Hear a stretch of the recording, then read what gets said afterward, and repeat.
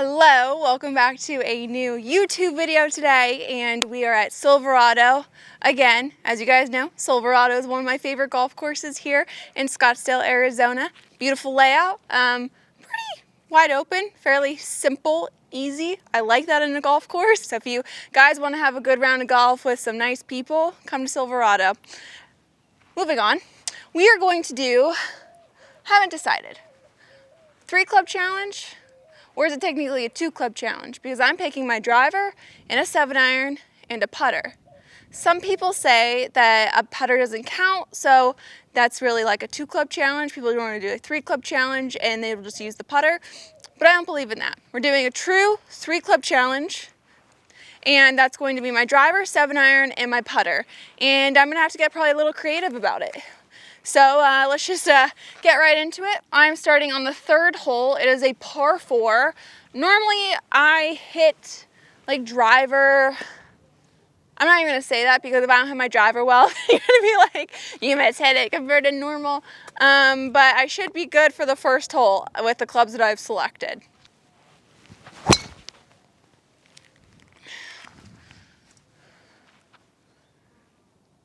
Crushed that one. We're in the fairway and hopefully I have a 7-iron distance into the green. So I have 153 yards. It's playing 158, which is actually a good 7 for me. I'm going to take a little bit off of it because of the new clubs. I am hitting them farther. So again, I'm still honestly trying to figure out how far these clubs go. And I have been lifting a lot and it's just been going farther. I've Brysoned up. I've beefed up. So we're going to take a little bit off on this and we're just going to go towards the center of the green. Pin is kind of stuck like on the right side, so if I miss it right, I'm going to short side myself. So because I'm doing the 3 clubs, I am going to be a little bit more safe because I don't want to chip with a 7-iron. So here's to hitting the green. Perfect. Little like left side of the green, hit that well. This is a fun game, one because it just breaks up, you know, normal play or normal practice if you are just sick of playing all the time. It's a fun game to do with your buddies, and it really helps your touch and your course management, and you really have to think your way around a golf course, and you realize when you're doing this how much you don't think about the shots that you have to hit when you're just playing normally. So you really have to be creative out there, which I think we lose that. We're so used to just hitting the clubs we should hit, and we don't ever try to be creative, and that really helps your golf game is when you try different things, do different things, and go out of your comfort zone. So I tried to play to the center. I drew it just slightly, but I'm on the green, and that is all I want right now is to just hit greens because, again, we're doing the 3-club game, and I only have a driver, a 7-iron, and a putter.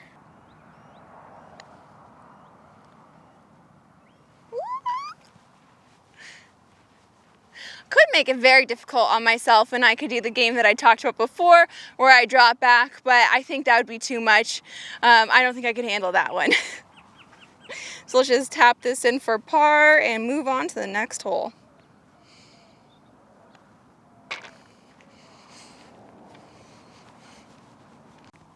So we have another par 4. It's pretty much the same distance as the last hole, so if I do the same thing, I think I can get it out with another par or potentially a birdie if I hit some good shots here first.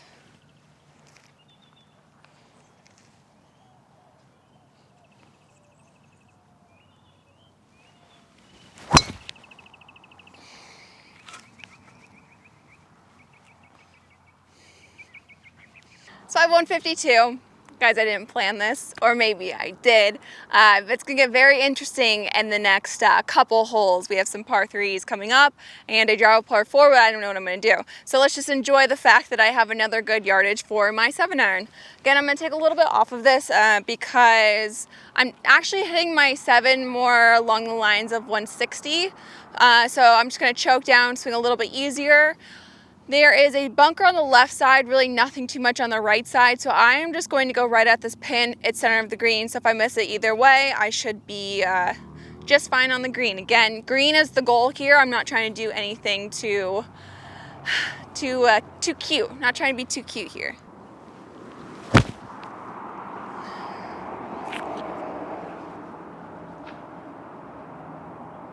Good. Just right side of the green, and I should be putting again.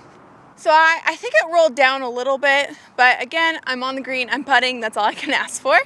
Let's see, it looks like it's gonna go up a little bit and then flatten out with a fair amount of break. So here it looks flat. That is why I need you guys to walk around the entire hole, because from here it looks completely different than it did up there. So when you guys come to the green, you don't have to start your whole routine from back here and walk all the way around it. When you're coming up, really just try to look from different sides and see how it's breaking, because it does look different from every single position. And that's really going to help you almost like trick yourself when you're back here to be like, oh wait, I know this isn't flat. I know this is uphill, and then it's going to flatten out and it's breaking quite a bit.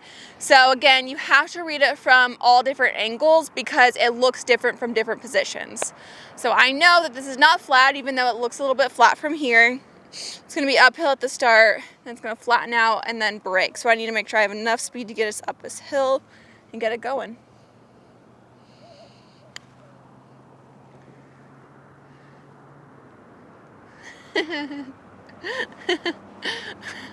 I love golf, I love golf, I love golf. Do you ever just have to like tell yourself over and over and over and over again that you love golf because it just frustrates you so much? There's no reason why I should have this length left for my second putt. Why did I do that? I literally just sat there and I told you guys that this is uphill and you need to hit it. And then what do? I don't hit it. I love golf, I love golf, I love golf. I love golf so much. Okay, so now we know what this is doing.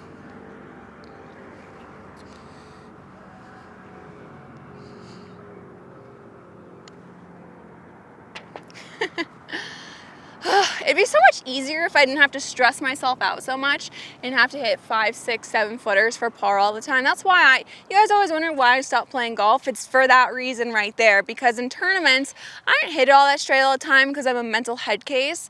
And so I had 6, 7, 5 footers for par all the time, and I can make them. That's why I'm so good at my short putts, because that's all I had to do when I was playing competitively. But I don't want to do that. It's stressful. And I don't like that. It gives me a lot of anxiety. It'd be nice if I could just, play golf easy, nice and easy, not stress myself out, but that's what I do all the time. Okay, so this is what I was talking about earlier when you have to think your way through the golf course. This is reachable par 4. It is 300 yards. I could take a driver and try to get as far up to the green as possible, but then I have a 7-iron for my next shot, and I would have to probably hit like this low running weird shot, and those are hard to judge.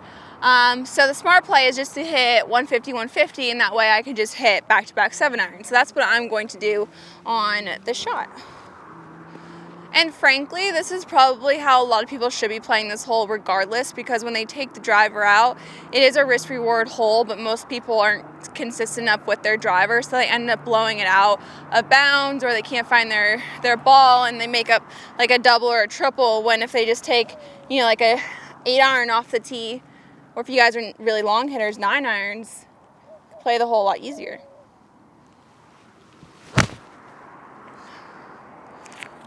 See, no stress, no worry, hit the fairway, and then all I have to do is do the exact same thing and hit the green. You don't have to overcomplicate things when you're playing golf, and that's, again, why I really like doing this, because it just shows you that sometimes the safe play is laying up. It doesn't make you any less of a man, guys.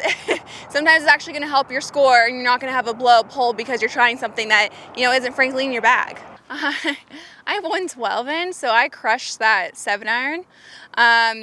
Not great. This is what I didn't want. This is what I get for talking a big game on the tee, because now I have this ugly shot that I'm going to have to hit in. So for this shot, I'm going to choke down pretty far, maybe add a little bit more loft, and by doing so, by adding loft, I'm actually opening the club face, which is going to make it fade or go a little to the right. So I'm going to open my stance, and I'm just going to play for that. If I fade it as well, it's going to land a little bit softer compared to a draw that has a lot more spin when it hits and it just keeps going. So I'm going to actually try to fade it on purpose. That way I can get a little higher and hopefully land it a little bit shorter.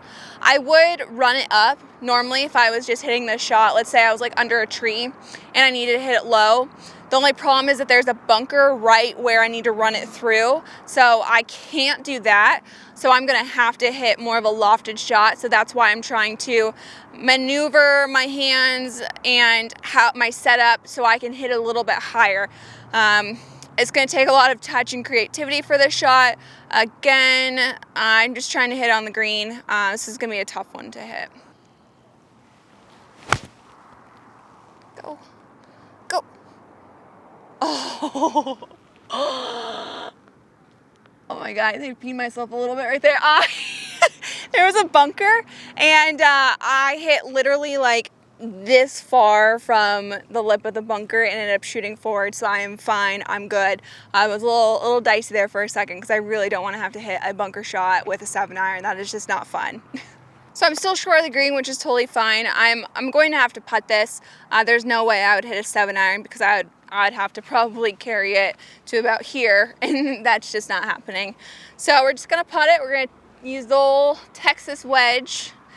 Honestly, guys, if you're not comfortable with your chipping and you don't feel good about it, this should be the shot you always hit. I see so many people try to chip it off of tight lies when they could easily just putt it.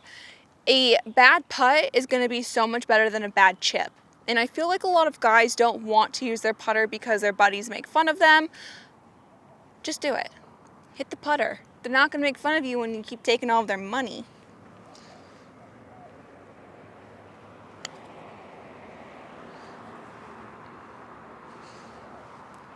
Thought I made that.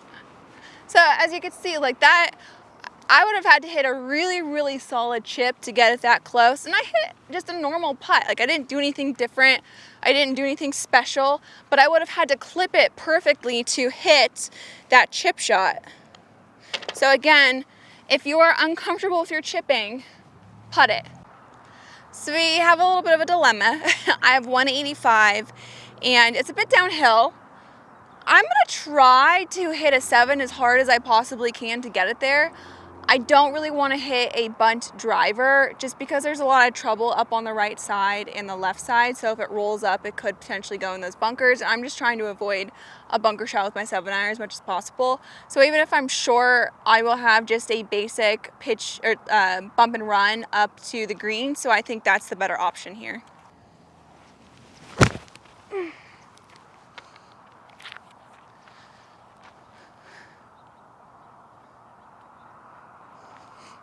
I will take that. I almost got it there. Okay, so I know I said if you're just off the green, you should always putt it because a bad putt is better than a bad chip. But I have my 7-iron because there's a lot of green to work with, and I feel like I could hit a pretty decent chip shot. The only thing that I'm worried about is I'm gonna have to land it probably like right in here, and it's a bit bushy in certain spots, so if it hits a weird bump, then it could stop all of the spin and I'm gonna have, you know, like a 10-footer. But it's also a bit thick through in here too, so that's why I'm going back and forth. Like, do I want to putt it? Do I want to chip it? But I will listen to what I preach, and I'm going to use the Texas wedge again.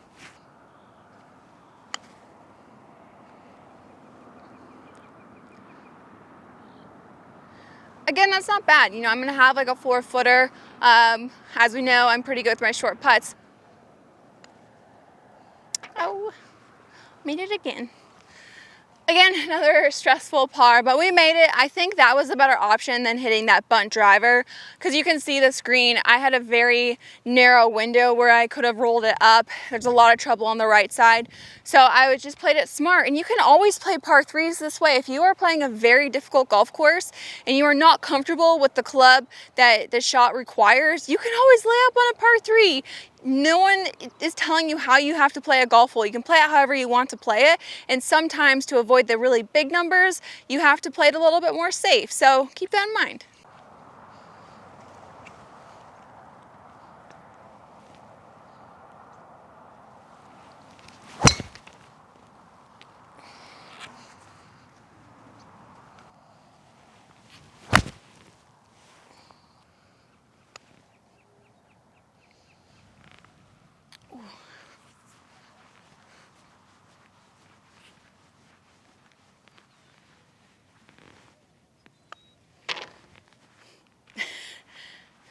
And let's bow all the way over for you sickos. Gotta keep my head on a swivel around you guys. Same thing as the last par 3. It's 185 yards. I can't get a 7-iron there, but I'm gonna try because I just think that's a better play. I'd rather bump it up with the putter or a 7-iron compared to trying to bump a driver up there. That's just a hard shot to control, and so I feel better with the 7-iron. I don't know why. This one looks way farther than the other one in the exact same yardage. Okay.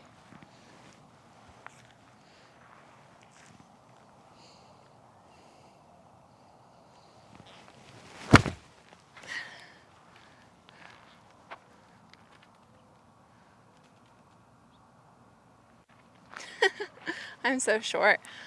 When I want to hit a little bit farther, I put it back in my stance and try to hit more of a draw, and I really try to compress it, so I de-loft it. So I'm turning basically the 7-iron into like a 5 or 4-iron, but to do so you really have to compress it and get forward on it. And you do that with your hands instead of setting it like this, because you're probably just going to hit behind it.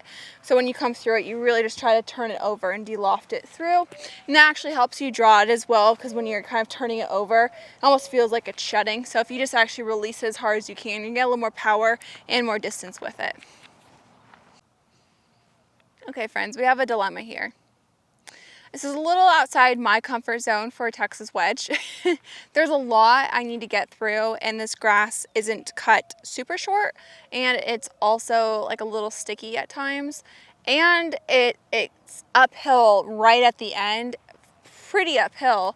So I'm worried that if I hit the putter, I'm just not going to hit it hard enough and I won't get on the putting green. My concerns with the 7-iron is that I'm going to have to bump it right into that hill.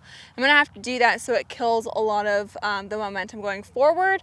Basically want to almost, if this is the hill, I want to shoot it right into it so it pops up and then kind of rolls out. That's difficult because if I miss my mark, I'm screwed. The ball will then probably go roll off of the back of it. So I have two options here. Both of them suck. So I don't really know exactly what I'm leaning towards right now. Honestly, I'm leaning more towards the 7, just kind of bumping it up there. That is what I would probably do all the time, just with this shot. But I would do it with a 9-iron or a pitching wedge. The 7-iron, it's a little concerning for me. Even when I practice with my 7-iron, I feel very confident with my short game, but I've never really conquered the 7-iron chip. I will always choose a more lofted club compared to a less lofted club for chipping. And so that's also why I'm a little bit hesitant. If I was just playing normally, I would take a pitching wedge or 9-iron. I think we're gonna do the 7-iron. Okay, so now that I picked the 7-iron, I'm going to erase all of the doubt in my mind, and this is the shot that I have picked, and now it's just time to commit to it. If there's any doubt in your mind, then you should probably go to the other club. You can't hit a shot with any kind of doubt or feeling like you should do something different.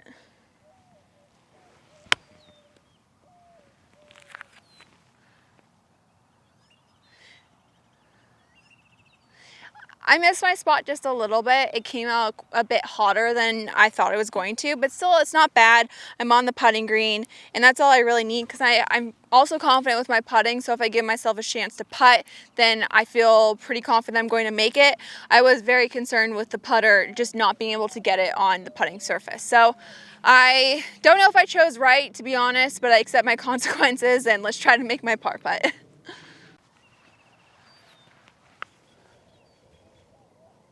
So it's going to be downhill and it's breaking from right to left. There's actually a spot right here that I want to go probably just a little inside of that. And if I go inside of that with good speed, I'm probably going to make it.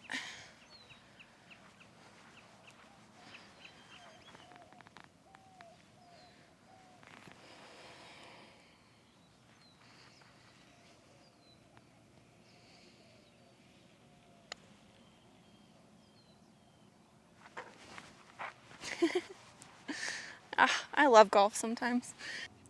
Last hole in my 3-club challenge. I'm playing surprisingly well. I think it is because I'm focusing so much more on my shots, and I tend to be a player who likes to be more creative, and so this forces me to do so. So let's just focus in now on my drive and I hit a fairway.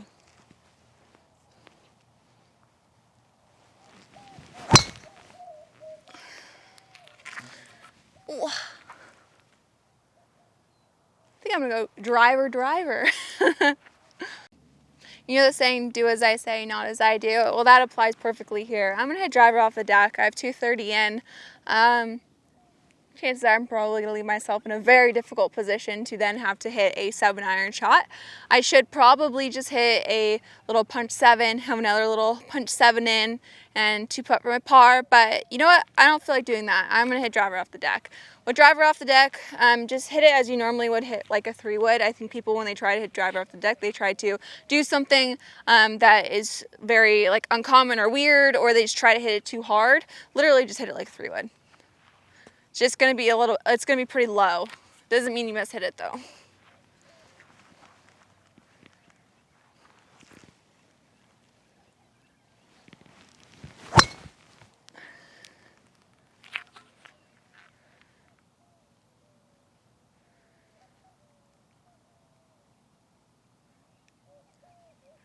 I'm going to have to hit a flop shot with my 7-iron.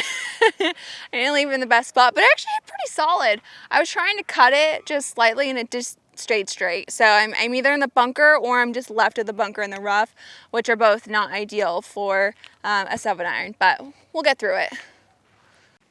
We have good news, we have bad news. The good news is I have a good lie, and it's a bit on an upslope, which is going to help me get it up in the air. Bad news is I have a lip right in front of me. Normally, if I'm going to hit a less lofted club, I'm just going to chip it, and when I do that, it's going to come out lower, and I'm worried because I have the 7-iron, if I chip it, it's going to go straight into the lip, so I'm actually going to have to hit this a little bit more like a real bunker shot. If you are using a less lofted club, like a 9-8, I actually think that is a great way to hit bunker shots. If you struggle with your bunker shots, all you need to do is literally chip it and like pick it out of the sand, and from there it rolls. What's really going to help me here is I have a ton of green to work with, so I'm not going to have to hit a huge floppy type of shot. I still am going to try to chip it. I just have to open it a little bit more because of the slip in front of me. So I'm going to have it just slightly open, and then from there I'm going to bring it just back a little bit steeper than I normally would for a chip shot, and hope it just comes out well.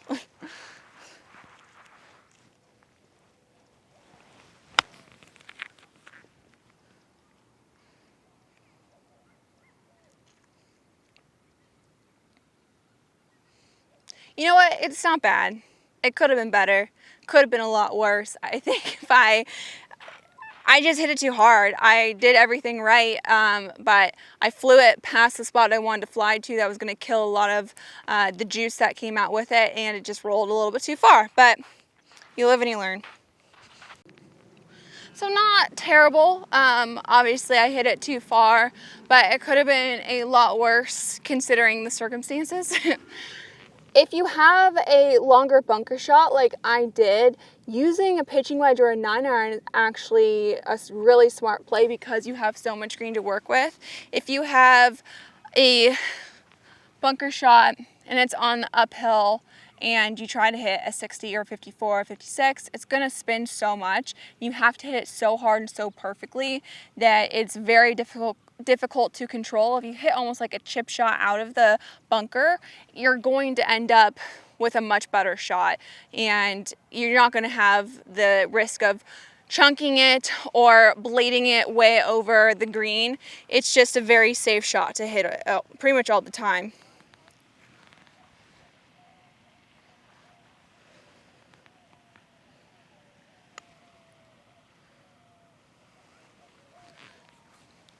Oh man, played too much brake on that one. Okay, I will take that par.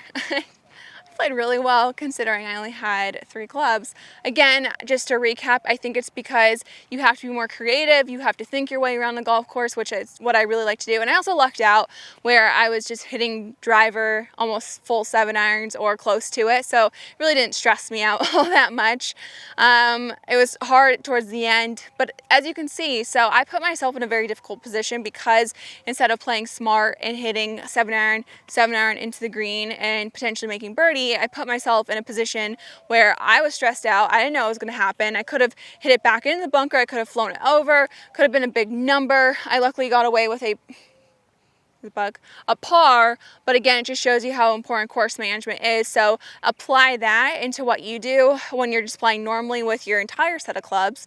But try this at home with your buddies or by yourself, or a fun little game. It's so much fun. I love doing this. Really helps my game, and like I said, my touch and creativity, and it just breaks it up. Sometimes golf can be a bit monotonous and monotonous.